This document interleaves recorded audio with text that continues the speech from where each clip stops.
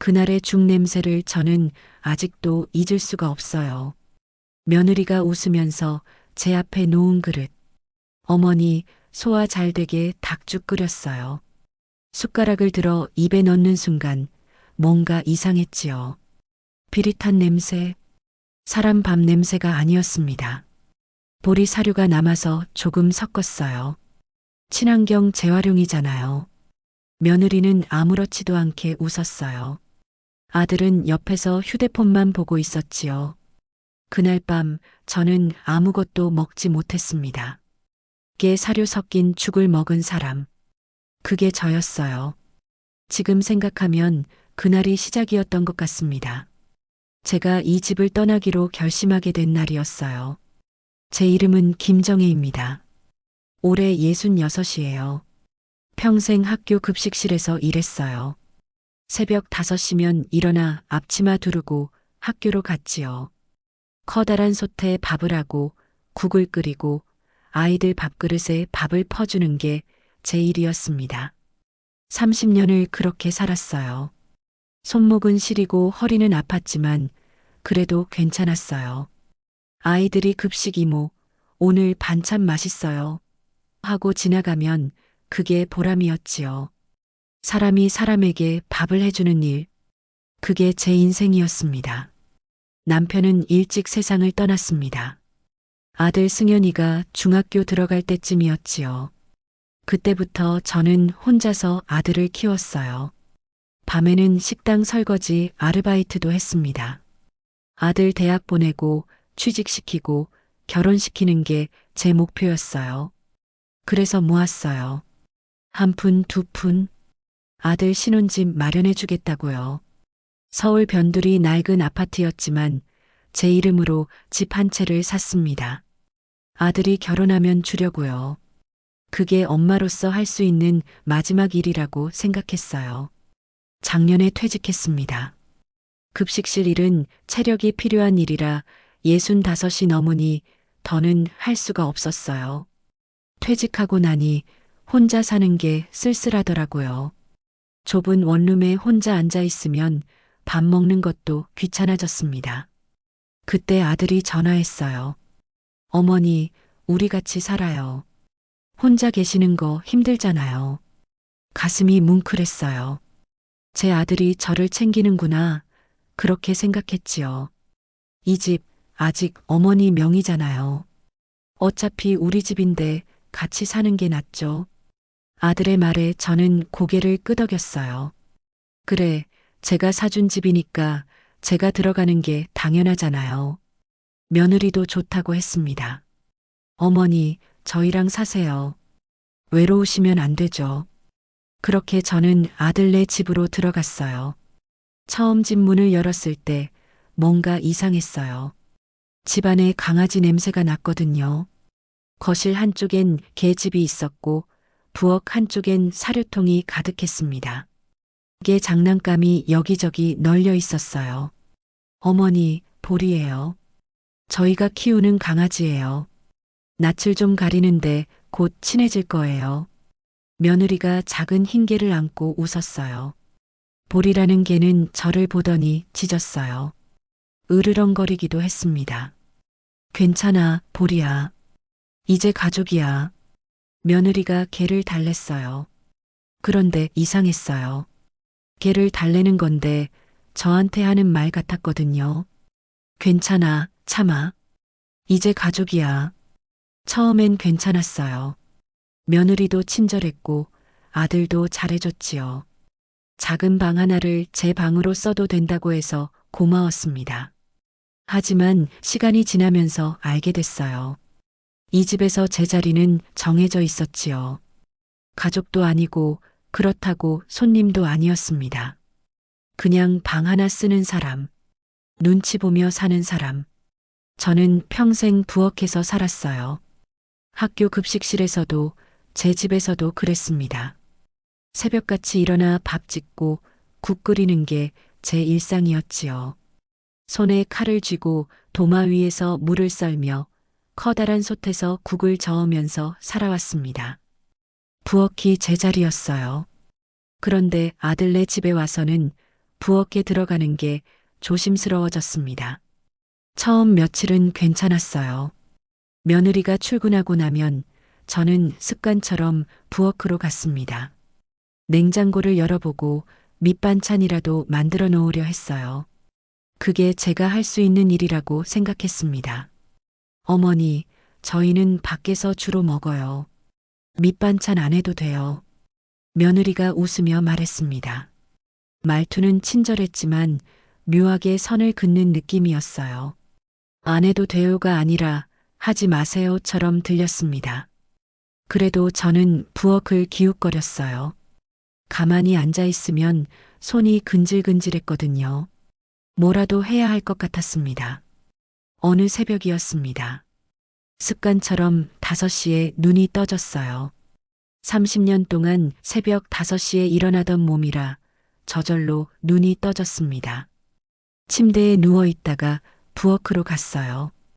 밥이라도 해놓으려고요. 그런데 가스레인지 위에 냄비가 놓여 있었습니다. 뚜껑을 열어보니 뭔가 삶아져 있었어요. 처음엔 고구마인 줄 알았습니다. 그런데 냄새가 이상했어요. 고소하지도 달콤하지도 않은 냄새였습니다. 이게 사료였어요. 삶아서 간식으로 주는 거라고 나중에야 알았습니다. 어머니, 뒤에서 며느리 목소리가 들렸습니다. 잠옷 차림으로 부엌에 들어온 며느리는 제 손에서 냄비 뚜껑을 빼앗았어요. 그거 건드리면 안 돼요. 보리 거예요. 아, 미안해. 뭔지 몰라서. 헷갈리시면 안 돼요. 이건 보리 간식이에요. 사람 냄새 나면 안 먹어요. 며느리의 목소리엔 날이 서 있었습니다. 조심하라는 말이 아니라 손대지 말라는 경고처럼 들렸어요. 저는 물러섰습니다. 미안하다고 말하고 제 방으로 돌아왔습니다.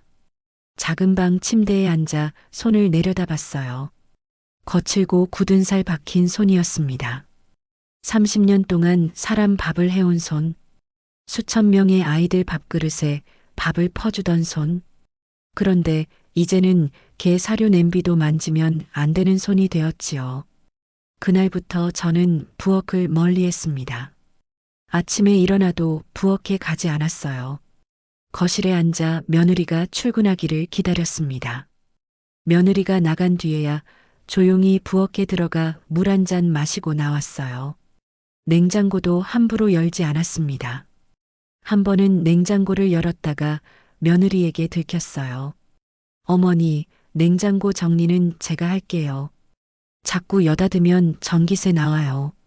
전기세 때문이 아니라는 걸 저는 알았습니다. 그냥 제가 만지는 게 싫었던 거예요. 가스레인지도 쓸 수 없었습니다. 라면이라도 끓이려고 불을 켰는데 며느리가 달려왔어요. 어머니, 가스는 위험해요. 제가 해드릴게요. 66 먹은 사람이 가스불 하나 못 켜게 됐습니다. 30년 동안 급식실에 거대한 가스레인지를 다뤄온 사람이요. 가장 참기 힘들었던 건 설거지였습니다. 저는 평생 설거지를 해왔습니다. 집에서도 급식실에서도 밤에 식당 아르바이트를 할 때도요. 밥을 먹으면 그릇을 씻는 게 당연했어요. 그런데 아들네 집에서는 설거지도 못하게 됐습니다. 어머니, 설거지는 식기세척기 돌릴 거예요. 그냥 싱크대에 놔두세요. 며느리가 그렇게 말했습니다. 하지만 저는 습관적으로 설거지를 했어요. 그릇을 그냥 놔두는 게 불편했습니다. 그러던 어느 날 점심을 먹고 설거지를 하다가 싱크대에 놓인 작은 그릇을 집었어요. 어머니, 며느리가 뛰어왔습니다. 놀라서 그릇을 떨어뜨릴 뻔했어요. 그거 만지지 마세요. 아, 미안. 설거지 하려고. 그거 보리 밥그릇이에요. 사람 손 닿으면 보리가 스트레스 받아요. 제가 따로 씻어요. 며느리는 제 손에서 그릇을 빼앗아 갔습니다. 그리고 얼른 물을 틀어 씻었어요. 마치 제가 더러운 손으로 만진 것처럼 말이지요.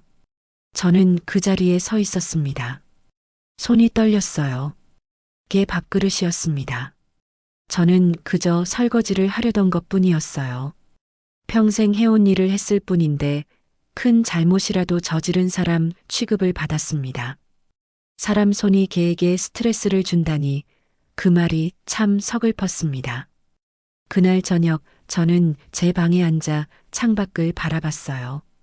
해가 지고 있었어요. 이 집엔 사람 냄새가 없구나. 그런 생각이 들었습니다.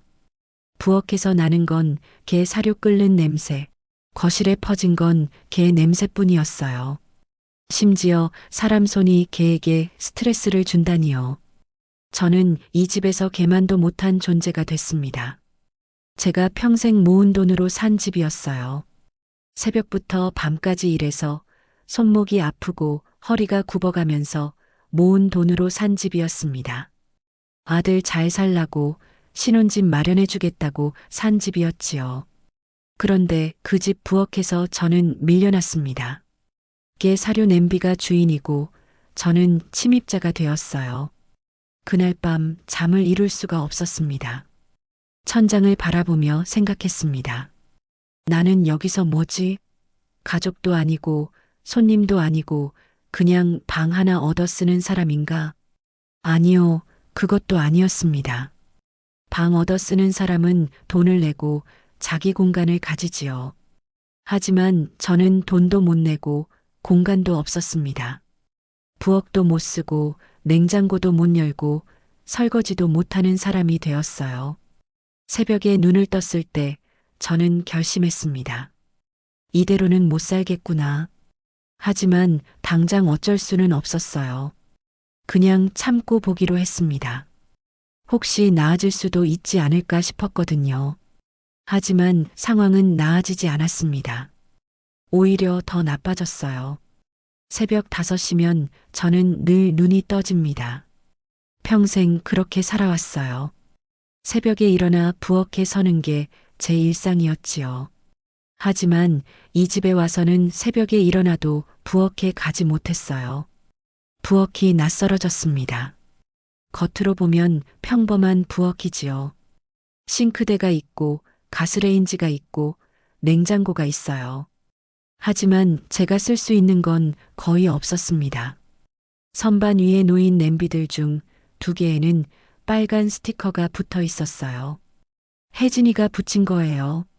어머니, 이건 보리 전용이에요. 절대 사람 음식 만들 때 쓰면 안 돼요. 도마도 2개였어요. 하나는 나무 도마, 하나는 플라스틱 도마. 플라스틱 도마에는 역시 빨간 스티커가 붙어 있었지요. 어머니, 보리것은 따로 써야 해요. 위생이 중요하잖아요. 그릇도 마찬가지였습니다. 식탁 찬장 아래 서랍에는 보리 전용 그릇들이 따로 있었어요. 어머니, 그 그릇은 보리 거예요. 헷갈리지 마세요. 저는 점점 부엌에서 무엇을 만져야 할지 몰랐습니다. 어느 날 새벽, 저는 조심스럽게 부엌에 들어갔어요. 승현이와 혜진이는 아직 자고 있었지요. 아침밥을 하려고 냄비를 꺼내려는데 손이 멈췄습니다. 이 냄비가 보리 것인지 아닌지 확실하지 않았어요. 스티커가 없으니 괜찮겠지 싶어서 쌀을 씻고 있었는데 뒤에서 목소리가 들렸습니다. 어머니, 뭐 하세요? 혜진이었어요. 부스스한 얼굴로 부엌에 들어왔지요. 아, 밥 좀 하려고. 어머니, 그 냄비 보리 사료 끓이던 건데요. 스티커가 없어서 몰랐네. 스티커 떨어졌나 봐요. 어머니, 조심하셔야죠. 보리가 먹을 건데 사람 손 닿으면 어떡해요. 혜진이는 제 손에서 냄비를 가져갔어요. 그리고 다시 씻기 시작했습니다. 저는 그 자리에 서서 혜진이를 바라봤지요. 사람 손 닿으면 어떡하냐고 했어요. 개가 먹을 건데 사람 손이 닿으면 안 된다고 했습니다. 그 말이 제 가슴에 박혔어요. 혜진아, 그럼 내가 뭘 써야 하니? 다른 냄비 쓰시면 되잖아요. 큰 냄비 있어요. 그것도 보리 거 아니야? 아니에요. 그건 사람 거예요. 저는 아무 말도 하지 못했습니다. 사람 거, 개 거. 이 집에서는 모든 게 나뉘어 있었어요. 그리고 저는 개보다 조심스러운 존재가 되었지요. 개 밥그릇은 건드리면 안 되고, 개 냄비는 쓰면 안 되고, 개 도마는 만지면 안 되었어요. 그날 아침 저는 밥을 짓지 못했습니다. 혜진이가 알아서 하겠다며 부엌을 차지했고, 저는 물러났어요. 제 집인데 제가 물러났습니다. 며칠 뒤에도 비슷한 일이 있었어요. 저는 저녁 준비를 하려고 냉장고를 열었습니다. 그런데 냉장고 안에도 구역이 나뉘어 있었지요. 위쪽 선반에는 노란 스티커가 붙어 있었어요. 보리 전용. 혜진이가 붙인 거예요. 닭가슴살, 브로콜리, 고구마, 당근이 지퍼백에 담겨 있었지요. 어머니, 그거 만지지 마세요. 보리 거예요.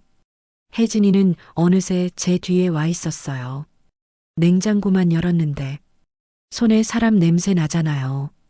보리가 스트레스 받아요. 저는 냉장고 문을 닫았습니다. 손에 사람 냄새가 난다고 했어요. 그 냄새 때문에 걔가 스트레스를 받는다고 했지요. 저는 사람입니다. 손에 사람 냄새가 나는 게 당연하지요. 그런데 이 집에서는 그게 문제였어요. 그날 저녁도 저는 준비하지 못했습니다. 혜진이가 요리를 했고 저는 거실에 앉아 있었어요. 승연이가 퇴근해서 들어왔습니다. 엄마, 오늘 저녁은 뭐예요? 혜진이가 하는 중이야. 엄마는 안 하세요? 저는 아들을 바라봤어요. 그리고 조용히 말했습니다. 엄마는 부엌에서 뭘 만지면 안 된대. 무슨 소리예요? 걔 것 때문에. 사람 손 닿으면 안 된대. 승연이는 잠시 아무 말도 하지 않았어요. 그러다 말했지요. 혜진이가 좀 예민한가 봐요. 요즘 반려동물 키우는 사람들이 다 그래요. 저는 더 이상 말하지 않았습니다. 아들도 며느리 편이었어요. 아니, 편을 들 생각조차 없었지요. 그날 밤 저는 제 방에 누워 천장을 바라봤습니다. 제 집이에요. 제 돈으로 산 집이지요. 그런데 저는 이 집에서 부엌 하나 자유롭게 쓰지 못합니다.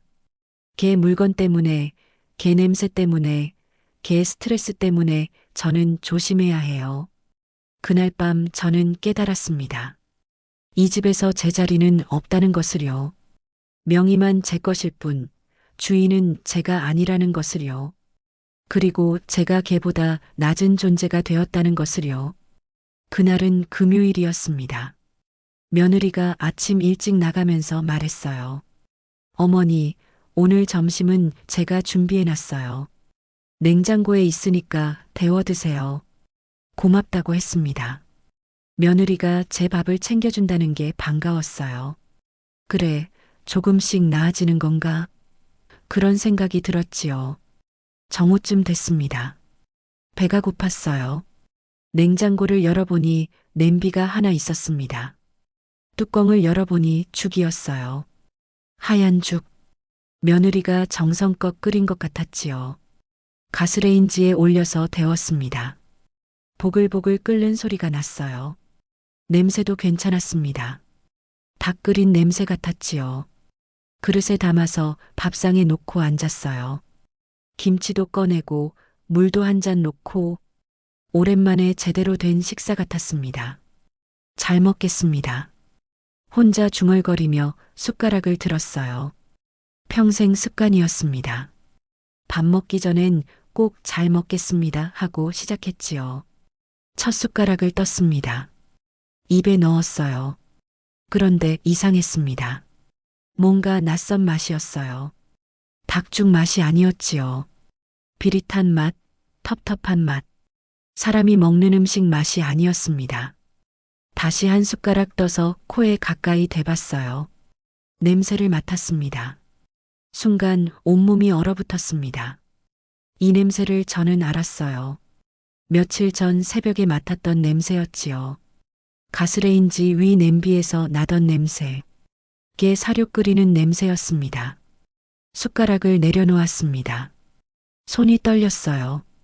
설마.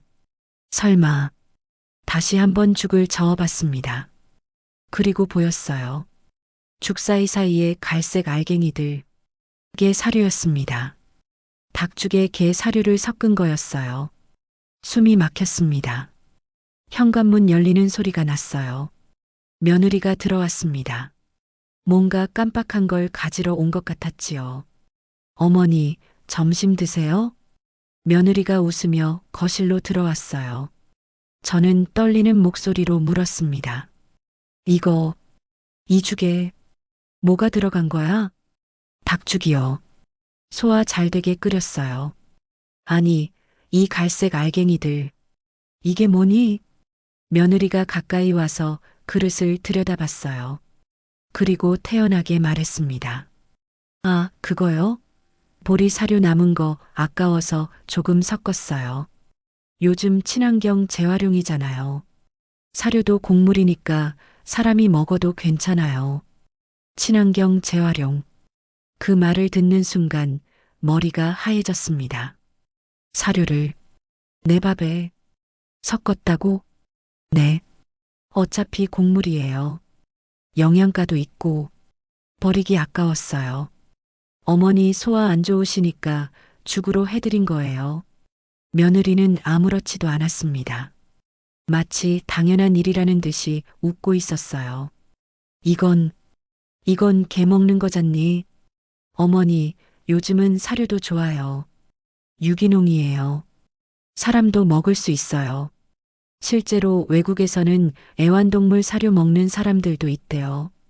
저는 아무 말도 할 수 없었습니다. 며느리는 가방을 챙겨들며 말했어요. 저 병원 가봐야 해서요. 점심 맛있게 드세요. 현관문이 닫혔습니다. 저는 혼자 밥상 앞에 앉아 있었어요. 그릇에 담긴 죽을 내려다봤습니다. 하얀 죽 사이로 갈색 알갱이들이 보였어요. 그게 사료였지요. 손이 떨렸습니다. 아니, 온몸이 떨렸어요. 66해 동안 살면서 사람 밥을 먹고 살았습니다. 가난해서 보리밥 먹을 때도 라면으로 끼니 때울 때도 그래도 사람이 먹는 음식을 먹었지요. 평생 사람 밥을 지어온 사람이 게 사료 섞은 죽을 먹게 됐습니다. 저는 숟가락을 놓고 일어났어요. 그릇을 들고 부엌으로 갔습니다. 싱크대에 죽을 모두 버렸어요. 한 숟가락 한 숟가락 떠서 배수구에 넣었습니다. 그릇을 씻고 가스레인지를 닫고 냄비도 닦았어요. 증거를 지우고 싶었습니다. 이 모욕적인 일의 흔적을 지우고 싶었지요. 하지만 냄새는 지울 수 없었습니다. 입안에 남은 비릿한 냄새, 코끝에 맴도는 게 사료 냄새. 제 방으로 돌아왔습니다. 침대에 앉았어요. 눈물이 났습니다. 평생 사람을 위해 밥을 지어온 사람이 개 사료를 먹었어요. 수천 명의 아이들에게 밥을 퍼주던 손으로 개 사료 섞은 죽을 떠먹었지요. 며느리의 말이 귓가에 맴돌았습니다. 친환경 재활용. 사람도 먹을 수 있어요. 아니었어요. 이건 재활용이 아니었습니다. 이건 모욕이었지요. 저녁 때 아들이 퇴근했어요. 저는 방에서 나가지 않았습니다.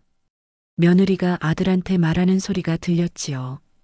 오빠, 어머니 점심 잘 드셨대요. 제가 죽 끓여드렸어요. 그래, 엄마 좋아하셨겠네. 아들의 목소리였습니다. 며느리는 아들한테도 말하지 않은 것 같았어요. 게 사료를 섞었다는 걸요. 저는 이불을 뒤집어 썼습니다. 밤새 잠을 이룰 수 없었어요. 입맛이 없어서 저녁도 먹지 않았습니다. 며느리가 문 두드리며 물었어요. 어머니, 저녁 안 드세요? 배 안 고프다. 그럼 과일이라도 드실래요? 됐어. 며느리는 그냥 갔습니다. 어둠 속에서 저는 천장을 바라봤어요. 여기는 내가 있을 곳이 아니구나. 그 생각이 선명하게 들렸습니다. 이 집에서 저는 사람이 아니었어요. 가족도 아니었지요. 개보다 못한 존재였습니다. 개는 유기농 사료를 먹는데 저는 남은 사료를 재활용해서 먹는 존재였어요. 그날 밤 저는 결심했습니다. 떠나야겠다. 사람답게 살 수 있는 곳으로 가야겠다. 하지만 어떻게 떠날지는 아직 몰랐습니다.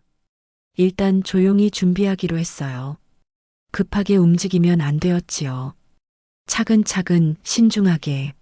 새벽녘 창밖이 밝아올 때까지 저는 잠들지 못했습니다. 입안에는 여전히 그 비릿한 맛이 남아 있었어요. 그날부터 저는 조용히 움직이기 시작했습니다.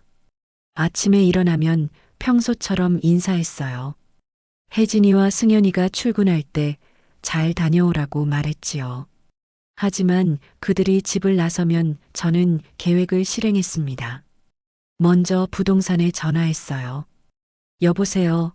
집 매물로 내놓고 싶은데요. 네, 주소가 어떻게 되세요?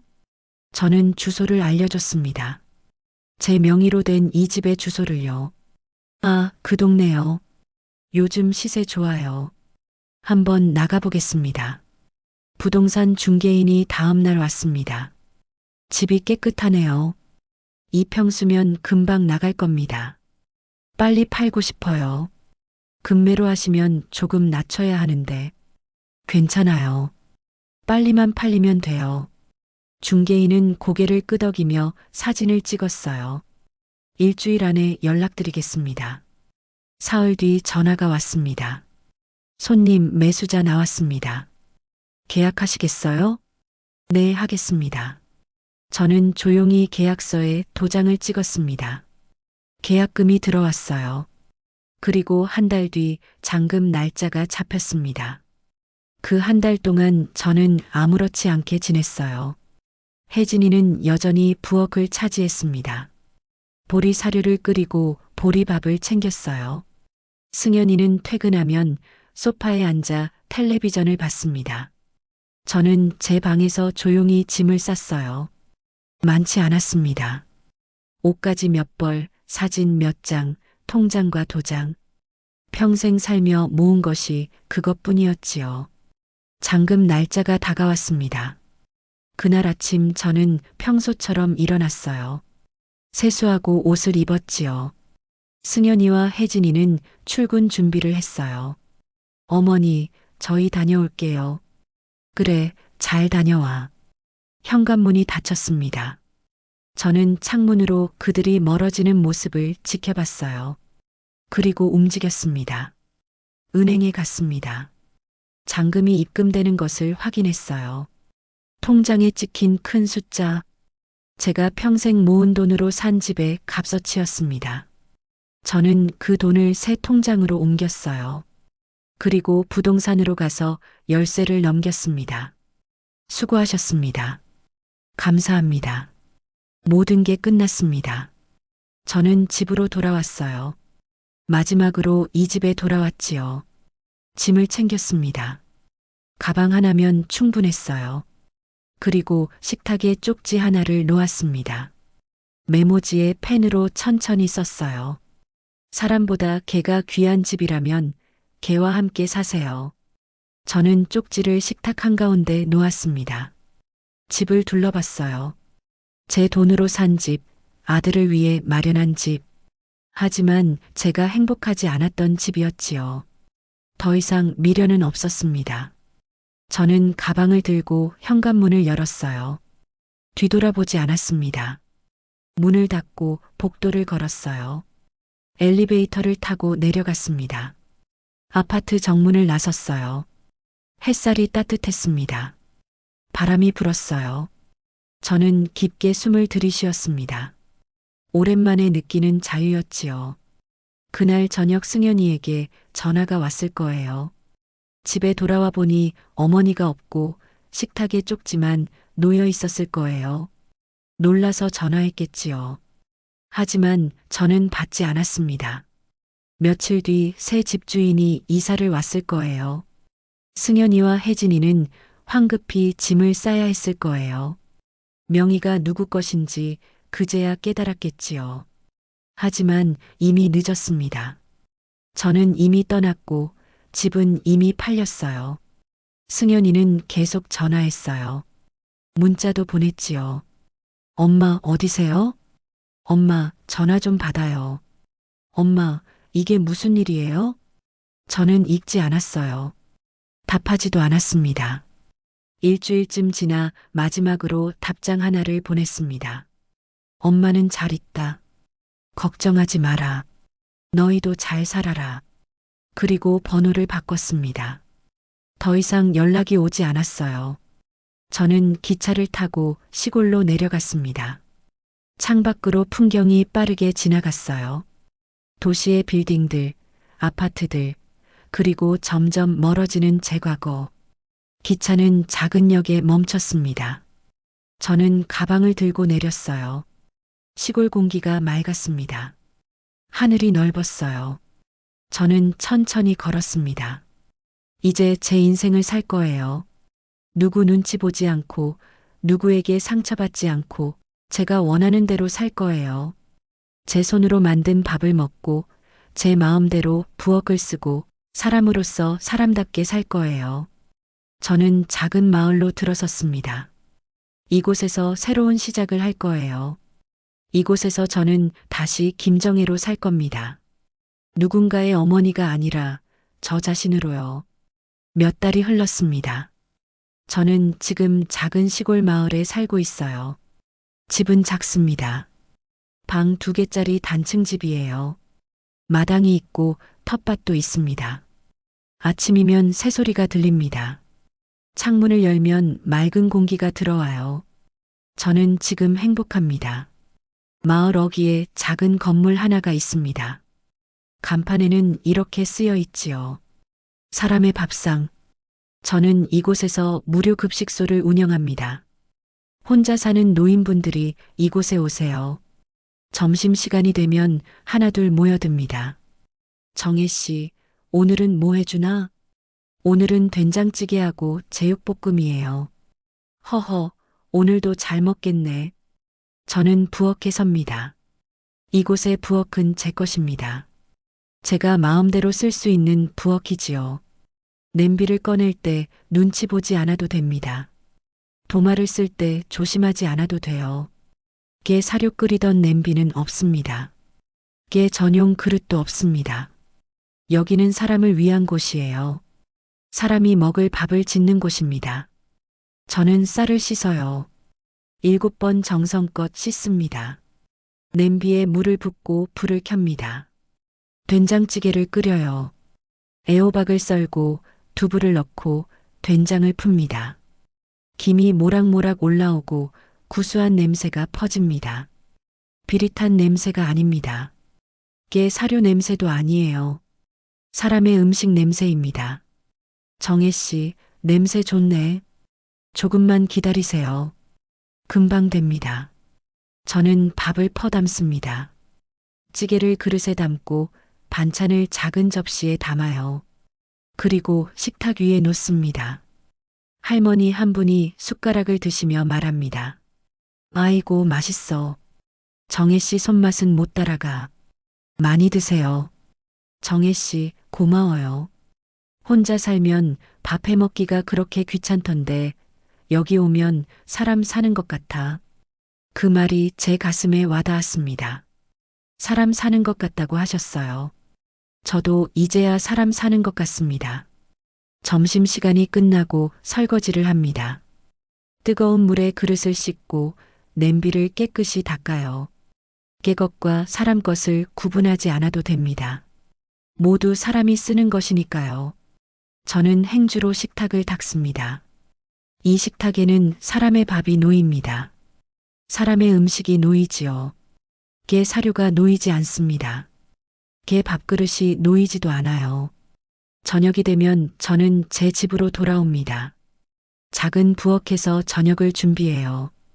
된장국을 끓이고 김치찌개를 끓이고 계란말이를 부칩니다. 제 입맛대로, 제 방식대로 요리하지요. 누가 뭐라고 하지 않습니다. 눈치 볼 사람도 없어요. 저는 밥상을 차립니다. 혼자 먹는 밥이지만 정성스럽게 차려요. 숟가락을 들어 밥을 한 입 듭니다. 따뜻합니다. 맛있어요. 무엇보다 마음이 편합니다. 비릿한 냄새도 없어요. 게 사료 냄새도 없습니다. 깨끗한 밥 냄새만 납니다. 가끔 승연이 생각이 납니다. 제가 키운 아들, 제가 평생 일하며 키운 그 아이지요. 지금쯤 어떻게 살고 있을까요? 혜진이와 잘 지내고 있을까요? 집을 팔린 후 어디서 살고 있을까요? 궁금하지 않다면 거짓말이지요. 하지만 돌아가고 싶지는 않습니다. 저는 이제 제 인생을 삽니다. 누군가의 어머니가 아니라 김정혜로 살아요. 밤에는 마당에 앉아 별을 봅니다. 시골 밤하늘은 별이 많아요. 쏟아질 듯 빛납니다. 저는 별을 보며 생각해요. 잘한 선택이었다고, 용기 내길 잘했다고요. 66살에 새로 시작하는 게 쉽지는 않았습니다. 하지만 불가능하지도 않았지요. 저는 지금 자유롭습니다. 게 사료 냄새 나는 죽을 먹지 않아도 돼요. 게 밥그릇 때문에 눈치 보지 않아도 됩니다. 사람 손 닿으면 안 된다는 말도 듣지 않아요. 저는 사람이에요. 당당한 사람입니다. 그리고 이곳에서 저는 다른 사람들에게도 사람의 밥을 지어줍니다. 사람의 밥상. 이 간판이 제 자부심입니다. 여기서는 사람 밥만 끓입니다. 사람을 위한 음식만 만들어요. 게 사료는 끓이지 않습니다. 게 간식은 만들지 않아요. 오직 사람만을 위한 곳입니다. 오늘도 저는 부엌에 섭니다. 내일도 설 거예요. 모레도 설 것입니다. 사람을 위해 밥을 짓고, 사람을 위해 국을 끓이고, 사람을 위해 음식을 만들 거예요.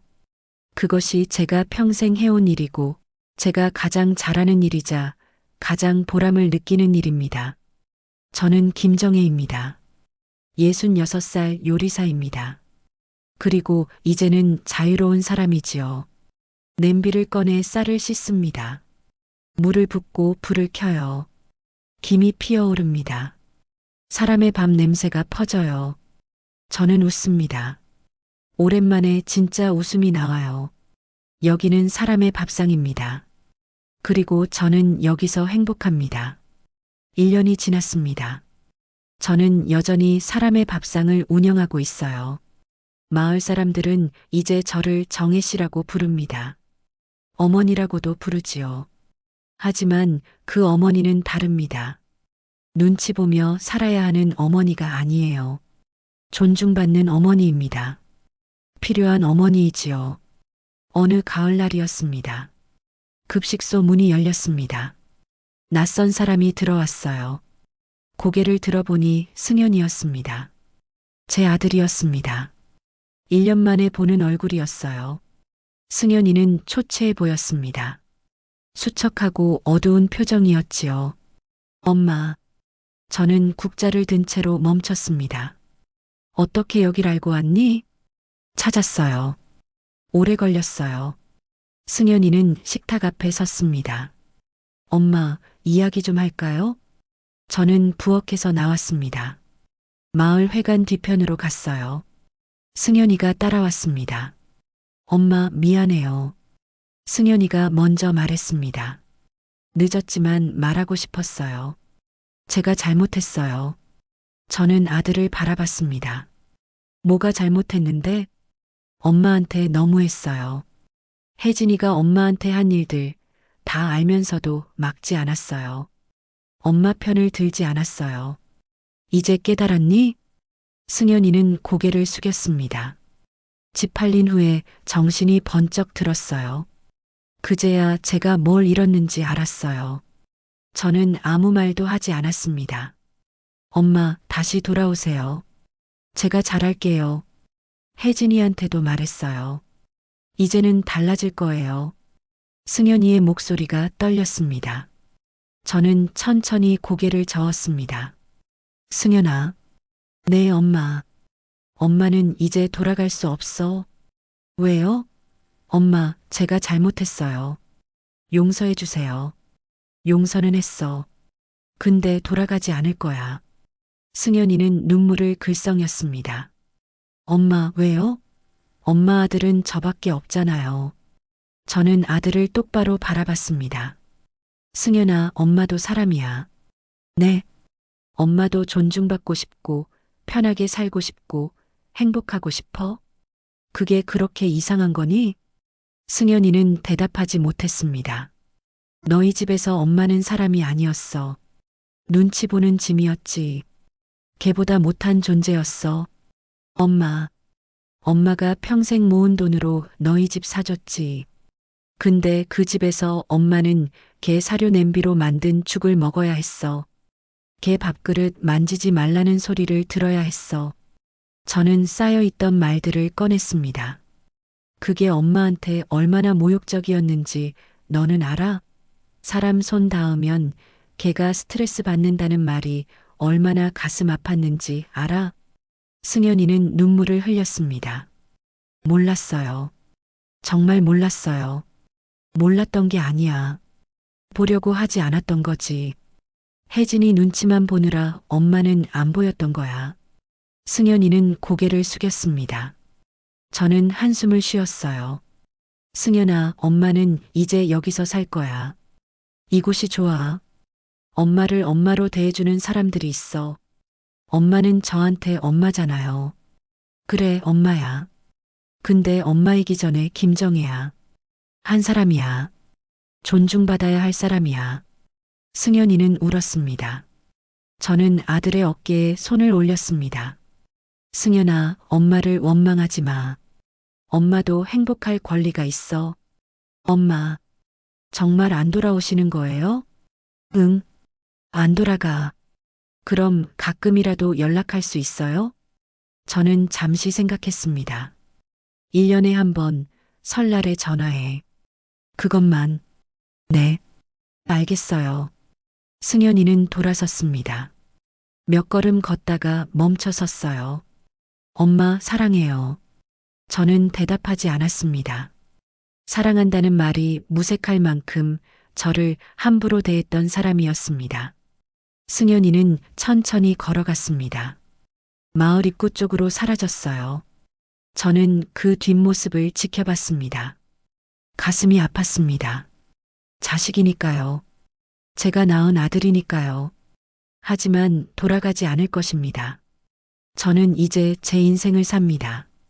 엄마라는 이름 때문에 모든 걸 참고 견뎌야 하는 시대는 지났습니다. 저도 행복할 권리가 있습니다. 존중받을 권리가 있습니다. 저는 급식소로 돌아왔습니다. 할머니 한 분이 물었어요. 정혜 씨, 아까운 사람 누구요? 아는 사람이에요. 표정이 안 좋아 보이던데. 괜찮아요. 이제 다 정리됐어요. 저는 다시 부엌에 섰습니다. 냄비를 꺼내고 쌀을 씻었어요. 물을 붓고 불을 켰습니다. 김이 피어올랐습니다. 사람의 밥 냄새가 퍼졌습니다. 저는 이곳이 좋습니다. 여기서는 제가 김정혜입니다. 누군가의 엄마이기도 하지만 그보다 먼저 저 자신이지요. 엄마라는 이름이 족쇄가 되지 않는 곳입니다. 엄마라는 이름이 희생을 강요하지 않는 곳이에요. 저는 국자로 죽을 저었습니다. 따뜻한 김이 얼굴에 닿았습니다. 저는 미소 지었어요. 이것이 제가 선택한 삶입니다. 후회하지 않습니다.